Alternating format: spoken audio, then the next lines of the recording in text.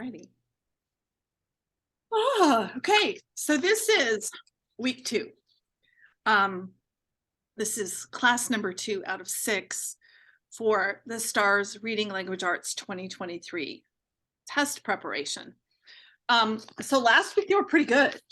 And that story was pretty easy, right? The two brothers. Yeah. Okay. So this week I it's a tough story. I think this is going to be a tougher assignment, but it's a great story and it's a long story. So are you prepared? All right, here we go. It's about 13 minutes. I know. Here we go. The Fan Club by Rona Maynard. It was Monday again. It was Monday, and the day was damp and cold. Rain splattered the cover of Algebra 1 as Laura heaped her books higher on her arm and sighed. School was such a bore. School. It loomed before her now, massive and dark against the sky. In a few minutes, she would have to face them again.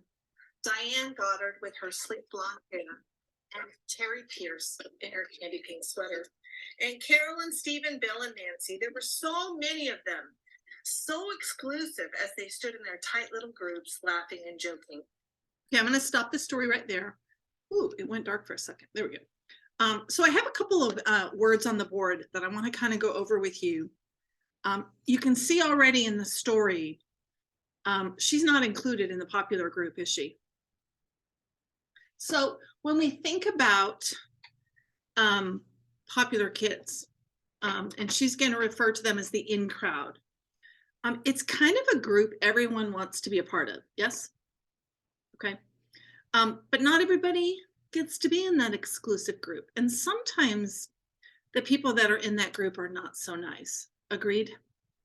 Is that true for your school? Are the popular kids kind of the mean ones? Yeah. I think that's just kind of, I don't know what that is.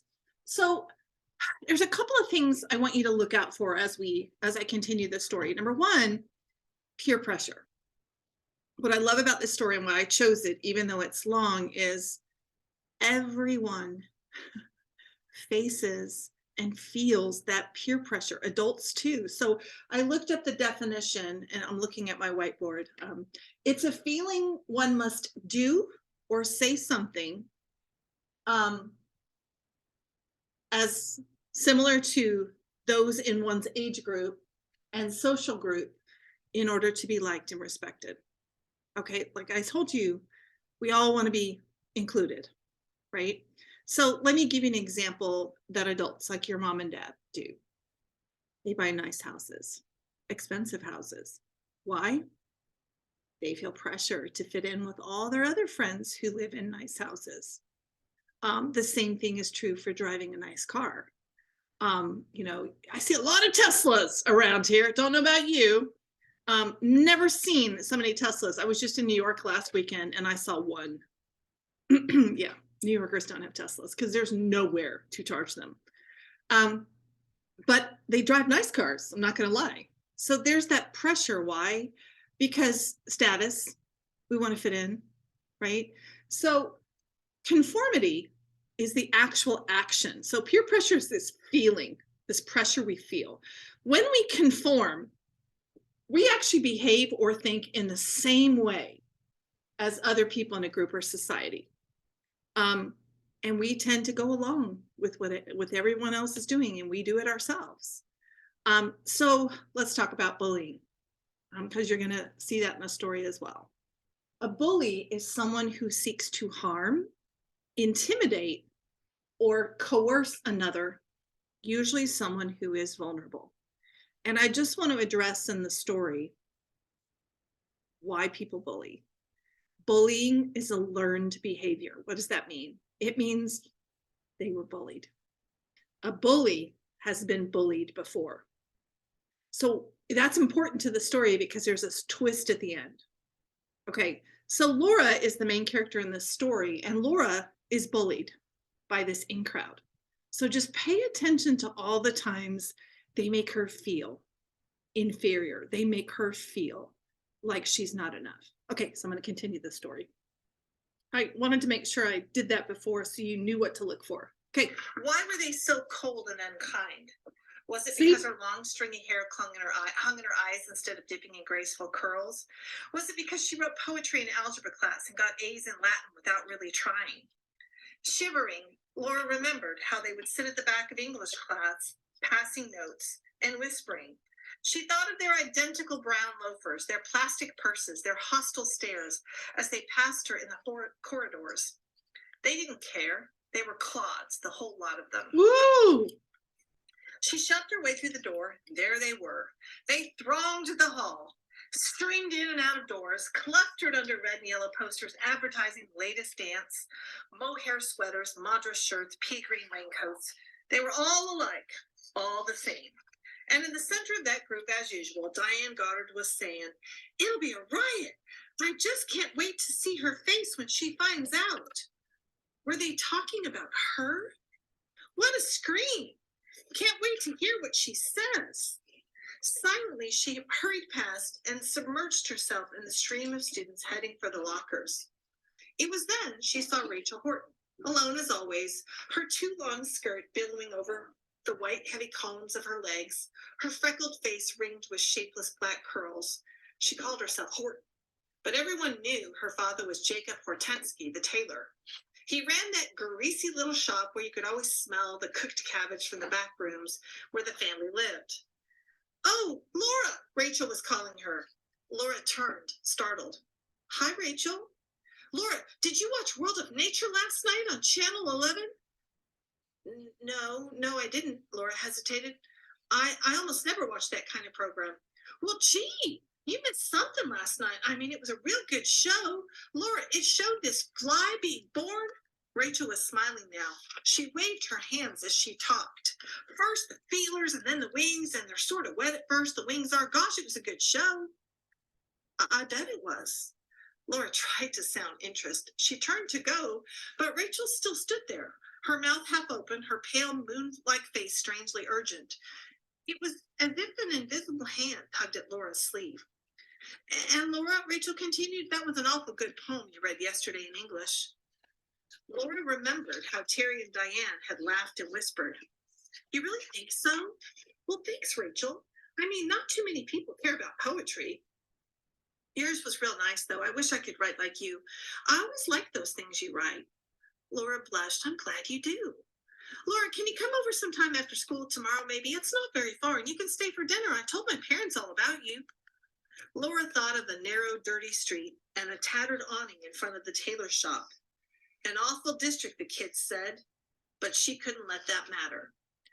"Okay," she said, and then faking enthusiasm, "I'll be glad to come."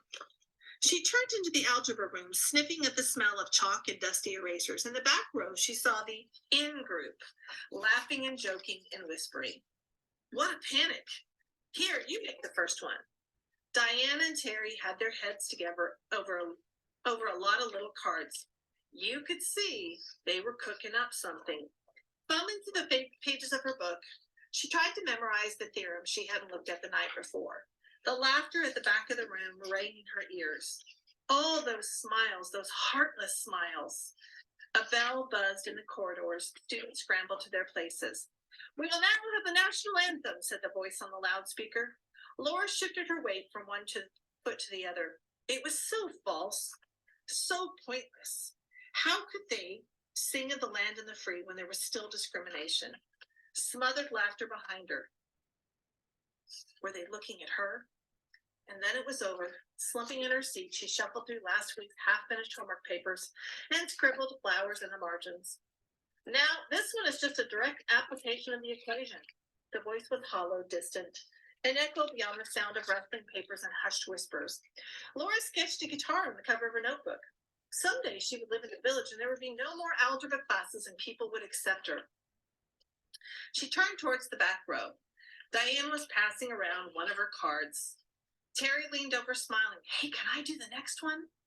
"By using the distributive law." Would the class ever end? Math was so dull, so painfully dull. They made you multiply and cancel and factor, multiply, cancel, and factor, just like a machine. The steel sound of the bell shattered the silence.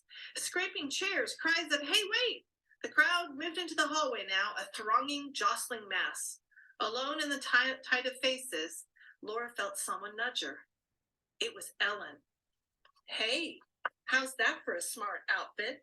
She pointed to the other side of the hall.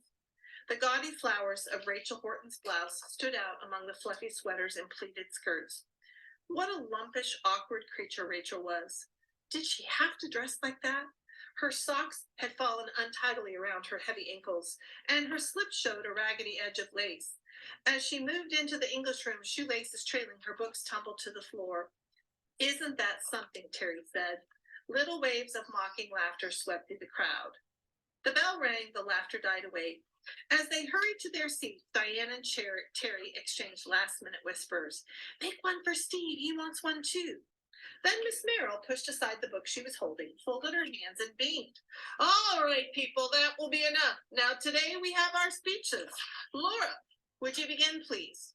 So it was her turn. Her throat tightened as she thought of Diane and Carol and Steve grinning and waiting for her to stumble. Perhaps if she was careful, they'd never know she hadn't thought out everything beforehand. Careful, careful, she thought, look confident. Let's try to be prompt. Miss Merrill tapped the cover of her book with her fountain pen. Laura pushed her way to the front of the class. Before her, the room was large and still. 25 round, blurred faces stared blankly. Was that Diane's laughter? She folded her hands and looked at the wall, strangely distant now, its brown paint crackled and peeling. A dusty portrait of Robert Frost, a card with the 7 rules for better paragraphs, laughed your sister in the steady, hollow ticking of the clock. Laura cleared her throat. Well, she began, my speech is on civil rights. A chorus of snickers rose from the back of the room. Most people, Laura continued, most people don't care enough about others. Here in New England, they think they're pretty far removed from discrimination and violence. Lots of people sit back and fold their hands and wait for somebody else to do the work. But I think we're all responsible for people that haven't had some of the advantages. Diane was giggling and gesturing at Steve Becker. And all she ever thought was parties and dates. Such dates, always the president of the student council or the captain of the football team. A lot of people think that race prejudice is limited to the South, but most of us are prejudiced whether we know it or not. It's not just that we don't give other people a chance, we don't give ourselves a chance either.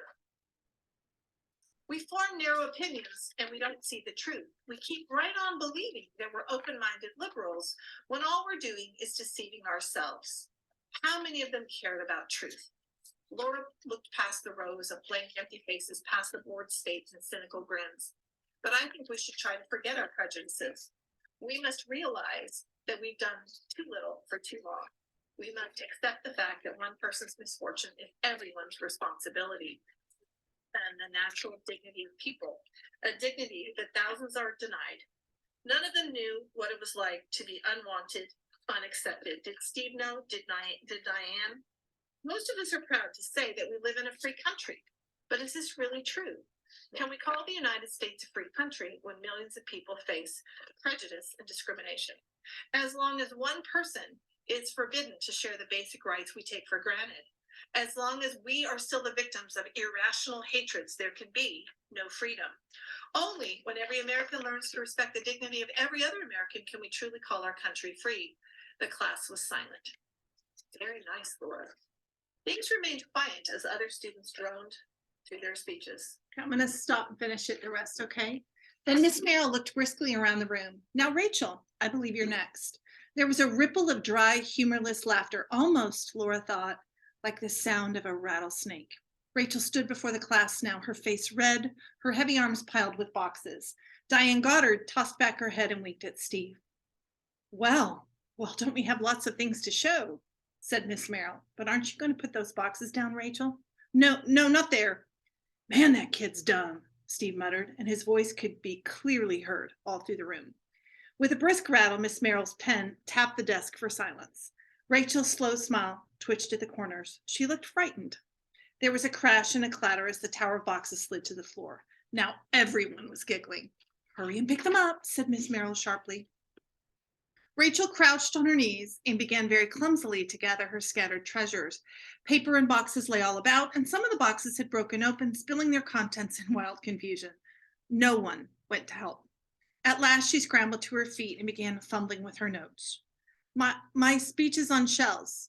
A cold and stony silence had settled upon the room. Lots of people collect shells because they're kind of pretty, sort of, and you just find them on the beach. Well, what do you know? It was Steve's voice, softer this time, but all mock amazement. Laura jabbed her notebook with her pencil. Why were they so cruel, so thoughtless? Why did they have to laugh? This one, Rachel said, she was saying as she opened up the boxes, is one of the best. Okay, so you get the point, and I'm going to fast forward to the end here. The bell sounded, ending the period. So it's just a lot of making fun of her while she's giving her speech. Miss Merrill collected her books. Then suddenly, chairs were shoved aside at the back of the room, and there was the sound of many voices whispering. They were standing now, whole rows of them, their faces grinning with delight. Choked giggles, shuffling feet, and then applause. Wild, sarcastic, malicious applause. That was when Laura saw that they were all wearing little white cards with a fat, frizzy-haired figure drawn on the front. What did it mean? She looked more closely. Hortensky Fan Club, said the bright red letters. So that was what the whispering had been about all morning. She'd been wrong. They weren't out to get her after all. It was about Rachel. Diane was nudging her and holding out a card. Hey, Laura, here's one for you to wear. For a moment, Laura stared at the card. She looked from Rachel's red, frightened face to Diane's mocking smile, and she heard the pulsing, frenzied rhythm of the claps and the stamping, faster and faster. Her hands trembled as she picked up the card and pinned it to her sweater. And as she turned, she saw Rachel's stricken look. She's a creep, isn't she? Diane's voice was soft and intimate, and Laura began to clap. Okay, so let me tell you why I chose this story. It's a terrible ending. It's not what you thought was coming, right? Let me tell you who wrote this. This was a 14-year-old girl who submitted this story to a creative writing competition. Boy, did she get it right, didn't she? Can you see the amount of peer pressure she was facing in that last moment? How do we know she didn't want to put that pin on her shirt? Because her hands trembled as she picked up the card and pinned it to her sweater. Why did she do it, do you think? To be popular. Well, I don't know that she was ever going to be popular, but she just wanted to fit in, to be included. That's a pretty strong feeling, right? So there's some guided questions here. This statement best describes the main theme of this story. You can look at A, B, C, or D. What would be your answer? The guided questions on page 7. What is the main theme of this story? People act in surprising ways to fit in with their peers. People who bully are often insecure about themselves. People might not realize their actions or words are hurtful, or people who have a fear of public speaking just need more practice. Which one do you think is the theme, the overall message? Probably B or C. So I took all that time at the beginning of class, Viomini, to talk to you about peer pressure and Oh wait, no. I think it's A. It is A. Okay, so good. You messed up. It didn't count in my class, right? Pay attention, because the main theme is, what is the message of the story? What's the takeaway? Okay. What do Rachel's actions reveal about her character? Okay, Rachel's the one who's bullied. She's different from her peers. She tries to fit in with her peers. She knows her peers make fun of her. She enjoys being the center of attention. Again, A. Rachel is different, and that's why they pick on her. She doesn't fit in like everybody else. They don't go for the people that fit in, Fiumini. The bullies go for the people who are vulnerable, who are outcasts. Laura compares her classmates' laughs to the sound of a rattlesnake. I love this. This is figurative language. This is a metaphor. So they're going to trip you up. It suggests Laura's afraid of snakes. If it's a metaphor, that would be a literal interpretation. It highlights how funny the students are. It suggests the laughter is menacing. So C is the answer here. What detail from the passage best describes how Laura is affected when she hears the in-crowd talking? Laura flushed painfully. Were they talking about her? It was as if an invisible hand tugged at Laura's sleeve. She saw the in-group laughing and talking and whispering. Most people, Laura continued, most people do not care about others. So the question is, what passage best describes how Laura is affected? That would be A, right? She flushed painfully. How does Laura feel about her classmates' treatment of Rachel during Rachel's speech? Well, I can go back in the story and tell you, she does not understand her classmates' cruelty toward Rachel. She thinks her classmates are only teasing and mean no real harm. We can X that one out. Laura wants to defend Rachel against the people who are making fun of her. Nope. Laura thinks it's Rachel's fault for being disorganized during her speech. Do you think it's A or D?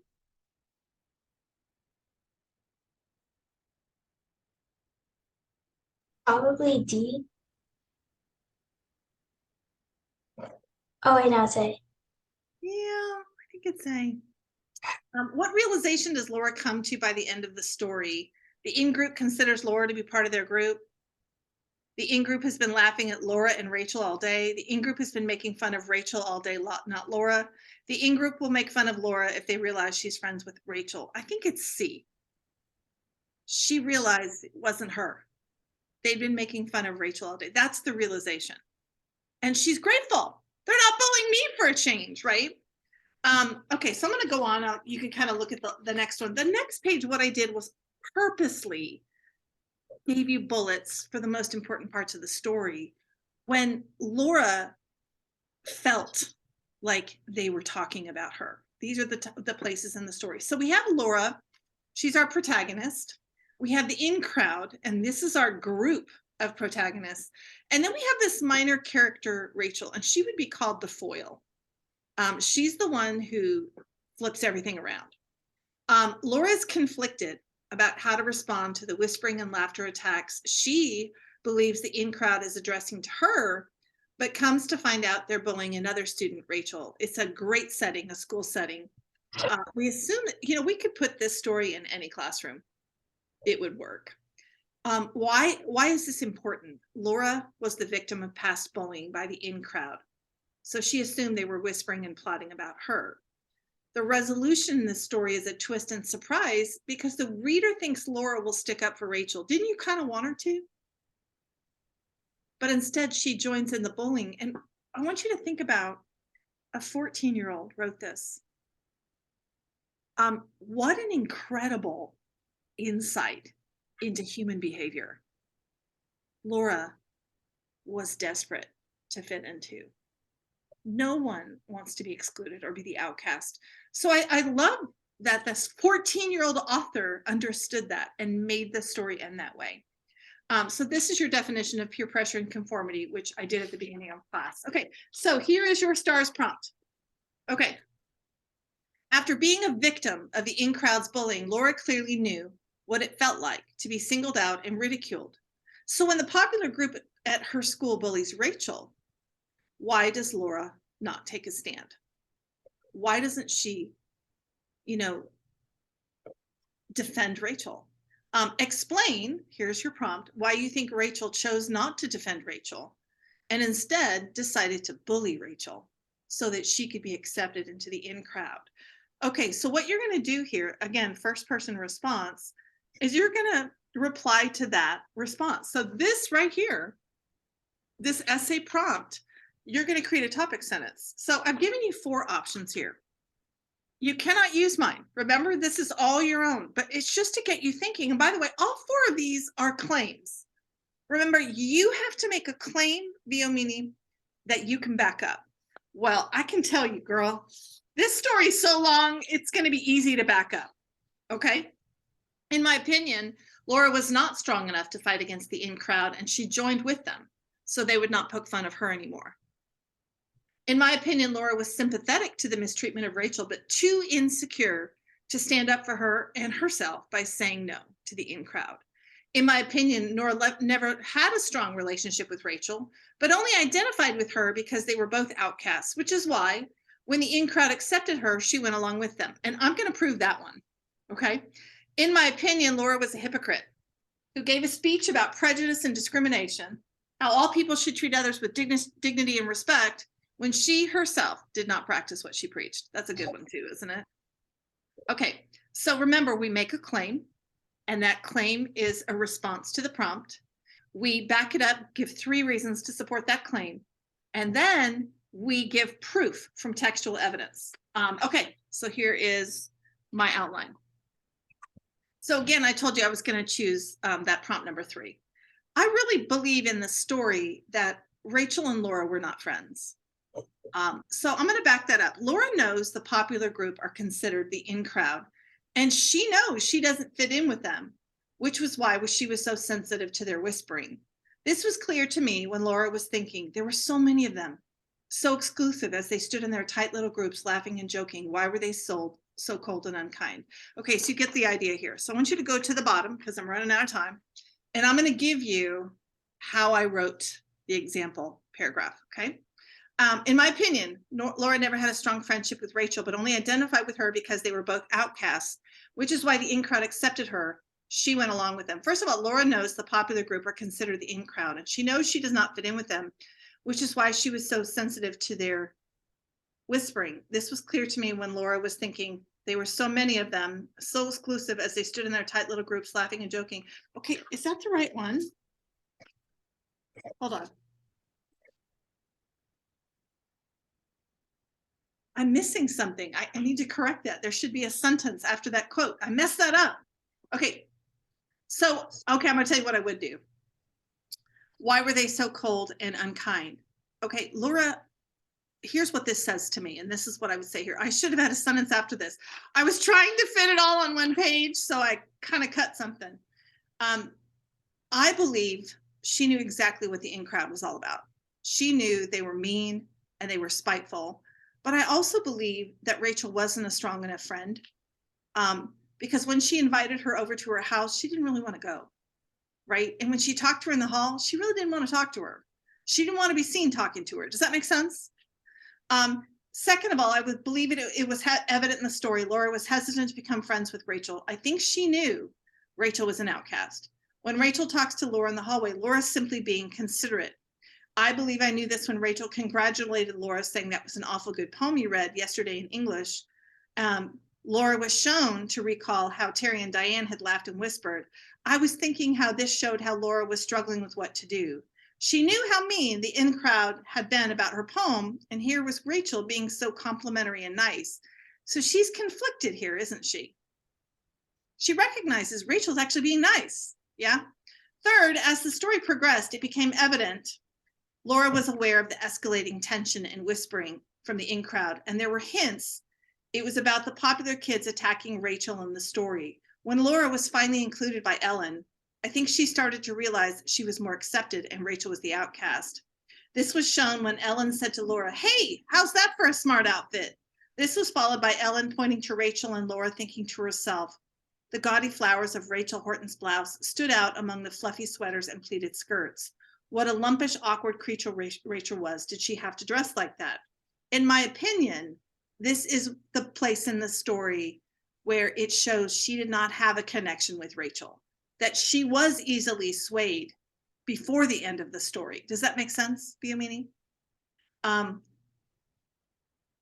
Because she was a victim of bullying by this in crowd in the past, I believe her need to fit in caused her to succumb to peer pressure. And this is why she chose to conform and bully Rachel. But I also believe it's because I don't think she really had a strong friendship with Rachel. I think it would have been different, don't you, had they been better friends.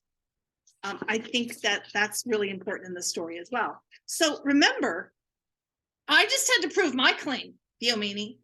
You get to make any claim you want to answer that prompt. And you go in the story and you find 3 quotes that support your claim, whatever your claim is. Does that make sense? So you can make, Biomini, any claim you want. So I'm just giving you a guide. It's up to you. Okay, so I want you to remember that, and I just told you I messed up.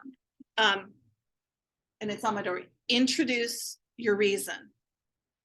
Give a quote to support that reason from the text, and then explain what the quote means. So it's like a quote sandwich, okay? The quote's in the middle. Give the reason, give the quote, explain the quote. Got it? All right, how'd you do last week? I got the edits. Okay, let's look at it real quick. I just want to make sure, because when you're doing online class, right? Sometimes you miss something. Okay, let me check the edits real quick.